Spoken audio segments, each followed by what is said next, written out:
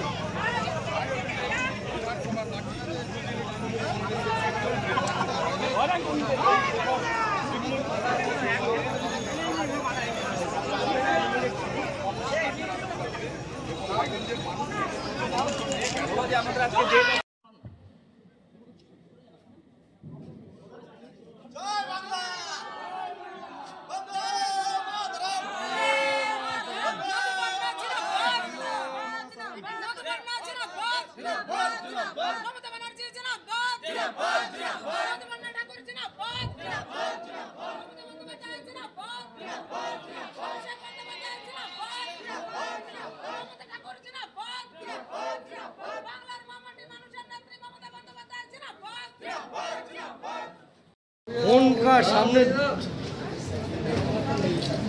দেরি এত ঠিক আছে। হ্যাঁ চলো ও দাদা একটু স্যারকে ছেড়ে দিন। স্যার আপনি একটু স্যার হাতটা নামান না স্যার।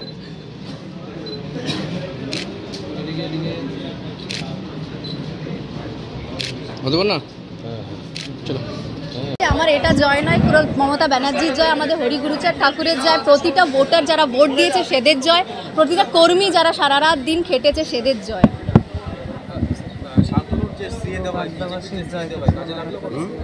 সিএ নিয়ে আমাদের জন্য ম্যাটার করে না।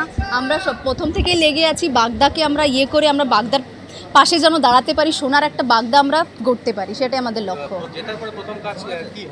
জেতার পরে আমি দেখেছি রাস্তার খুব সমস্যা, বাগদার লোকেদের ব্রিজের খুব প্রবলেম, লাইটের। আশা করছি এগুলো আমি পূর্ণ করতে পারি। উৎসর্গ সবার, মমতা ব্যানার্জি, মামাটি মানুষ সরকারের প্রতিটা কর্মী যারা এত রাত দিন খেটেছে, প্রতিটা পাশে সব আমাদের কর্মীরা রয়েছে, সবার একটা ভোটার যারা ভোট দিয়েছে সেদের জয়। এটা বাগদার মানুষের একটা দাবি যে সেটা যেই দলই হোক, বিজেপি হোক, তৃণমূল হোক, যে বাগদার ভূমিপুত্র, সেই ক্ষেত্রে তোমার ঠাকুরনগরের বাড়ি অন্য বিধানসভা, তুমি কি বাগদায় থাকবে? আমি অবশ্যই থাকবো। আমি বলেছি আগে কি বাগদার একটাও মানুষের ঠাকুর বাড়ি যেতে হবে না। আমি বাগদার এখন আমার বাড়ি আমার বাগদা হয়ে গেছে, আমি বাগদাতেই আছি, অফিস এখানেই হবে, এখানেই থাকবো। 49,536 ভোটে জয়ী হলেন রায়গঞ্জ বিধানসভা উপনির্বাচনে তৃণমূল কংগ্রেস প্রার্থী কৃষ্ণ কল্যাণী। ফলাফল ঘোষণা হতেই বিজয় উৎসবে মেতে উঠল তৃণমূল কর্মী সমর্থকেরা। সাংবাদিকদের মুখোমুখি হয়ে কি বললেন তৃণমূল প্রার্থী, শুনব।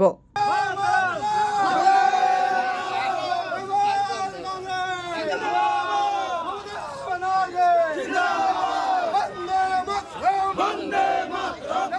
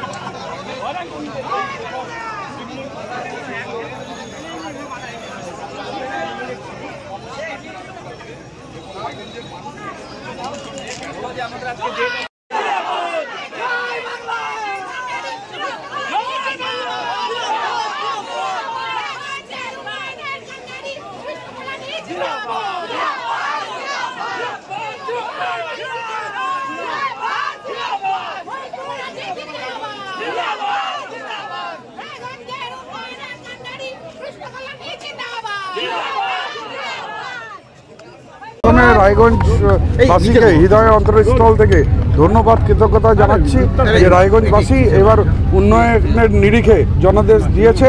এবার আমাদের নৈতিক দায়িত্ব রায়গঞ্জবাসীকে যেটা প্রতিশ্রুতি দিয়েছি সেই ডেভেলপমেন্ট, রায়গঞ্জের যাতে সার্বিক ডেভেলপমেন্ট হোক, এটাই আমার লক্ষ্য। আর এই লক্ষ্যে আমরা এগিয়ে যাব। এরকম কাজ কি করবেন? দেখুন, রায়গঞ্জে মেন 3টি কাজ প্রাথমিকতা দিয়ে আছে। যেমন রায়গঞ্জ পার্শ্বের রোড কানেক্টিভিটি আমি বলেছিলাম 90% কাজ হয়ে গেছে, 10% পেন্ডিং আছে। সেই কাজটা আমি করব। রায়গঞ্জের ড্রেনেজ ব্যবস্থা, সেটা রায়গঞ্জের বোর্ড অফ অ্যাডমিনিস্ট্রেটর আর যারা কোঅর্ডিনেটর আছেন তাদের সাথে বসে নিয়ে একটা মাস্টার প্ল্যান তৈরি করব। আর রায়গঞ্জে একটা জঞ্জটটাও একটা সমস্যা, সেই জঞ্জটমুক্ত রায়গঞ্জ কী করে করা যায় সেই প্ল্যানিংটা আমরা করে নিয়ে ডেভেলপমেন্টটা করব। বিজেপি প্রার্থী এইমাত্র বলে বেরিয়ে গেলেন যে রায়গঞ্জ ছাপ্পা বিধায়ক পেল। না, রায়গঞ্জ কি পেল এটা জনাদেশ। বিজেপি যে হারে সেই ধরনের কুচ্ছা রটাবে। আজকে 5 লাখের বেশি ভোটে হেরেছে, ওনার লজ্জা লাগা উচিত। রানাঘাট দক্ষিণ বিধানসভা উপনির্বাচনে 38,000-এরও বেশি ভোটে জয়লাভ করলেন তৃণমূল প্রার্থী মুকুটমণি অধিকারী। ফলাফল ঘোষণা হতেই সবুজ আবির খেলায় মেতে ওঠেন তৃণমূল কর্মীরা। উপস্থিত ছিলেন নদিয়ার রানাঘাট দক্ষিণ বিধানসভা সহ জেলা স্তরের তৃণমূল কর্মী সমর্থকেরা। সাংবাদিকদের মুখোমুখি হয়ে কি জানালেন তিনি, শুনব।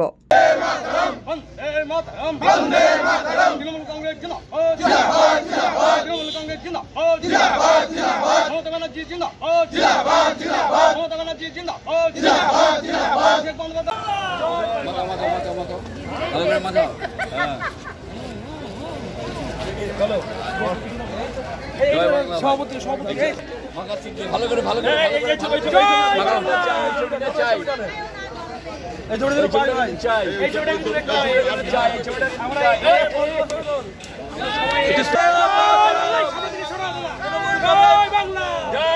মমতা ব্যানার্জি, অভিষেক ব্যানার্জি, তৃণমূল কংগ্রেস, জয় বাংলা,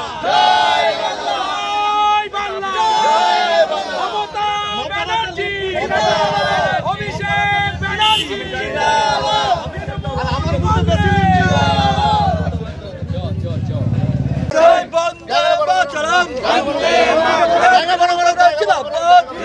জায়গাটা বড় বড় না,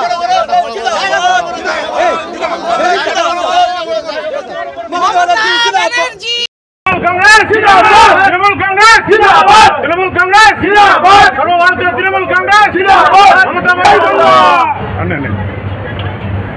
কৃতজ্ঞতা প্রকাশ করি। আমরা সমস্ত রানাঘাট দক্ষিণের মানুষের কাছে নতমস্তকে প্রণাম জানাই, ছোটদেরকে ভালোবাসা জানাই এবং সর্বোপরি মমতা ব্যানার্জি, অভিষেক ব্যানার্জি এবং আমার নেতৃত্ব কর্মী সমর্থকদের কাছে আমরা চিরকৃতজ্ঞ। লোকসভা ভোটের পর বিধানসভা এত ভালো ফল কীভাবে হলো বলে? দেখুন, লোকসভা ভোটে একটা আঙ্গিকে মানুষ ভোট দিয়েছিলেন। মানুষের মনে হয়েছিল যে বিজেপি আসলে দেশে কোনো ক্রান্তি হবে, বড় পরিবর্তন হবে, মানুষের অ্যাকাউন্টে আবার 15 লাখের যে স্বপ্ন দেখানো হয়েছিল, 15 লাখ টাকা ঢুকবে, বছরে 2 কোটি করে চাকরি হবে, মতুয়া উদ্বাস্তু রাজবংশীরা নিঃশর্ত নাগরিকত্ব পাবে, মানুষের সার্বিক ডেভেলপমেন্ট হবে। কিন্তু সেই জায়গায় দাঁড়িয়ে কোনো কথা রাখেনি বিজেপি, কোনো কাজ করেনি। যেটুকু ডেভেলপমেন্ট পশ্চিমবঙ্গের মমতা ব্যানার্জির হাত ধরে। তো সবাই উন্নয়নের কাণ্ডারি মমতা ব্যানার্জির সমর্থন। বিধানসভায় আপনি ওখান থেকে জয়ী হয়েছিল, সেভাবে কোনো উন্নয়ন হয়নি, এখন কি করবে? যে কাজগুলো করতে পারিনি সেটা অবশ্যই আমার ফার্স্ট প্রায়োরিটি। সেই সঙ্গে সঙ্গে মানুষ যা ডিমান্ড করবে আমি সেগুলো করার চেষ্টা করব। অন্যদিকে ৬২,৩১২ ভোটের ব্যবধানে জয়ী হলেন মানিকতলা বিধানসভা কেন্দ্রের তৃণমূল কংগ্রেস প্রার্থী সুপ্তি পাণ্ডে। এই বিশেষ মুহূর্ত তৃণমূল কর্মীদের সঙ্গে ভাগ করে নিতে উপস্থিত হন সুপ্তি পাণ্ডের মেয়ে শ্রেয়া পাণ্ডে। জয় নিয়ে কি বললেন তিনি, শুনব।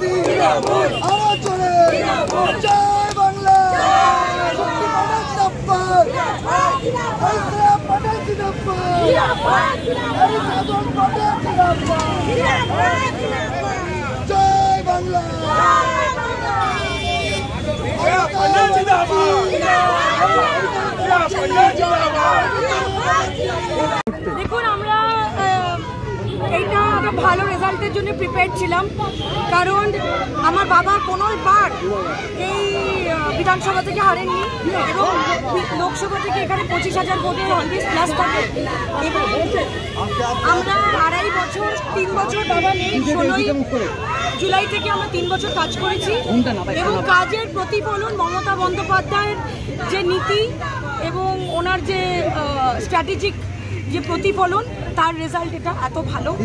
এবং আমি মনে করি যে আমি খুবই খুশি যে মা এত বেশি মার্জিনে, মানে আপনি বলছেন যে একদম এত বেশি বহুমতে জিতছে।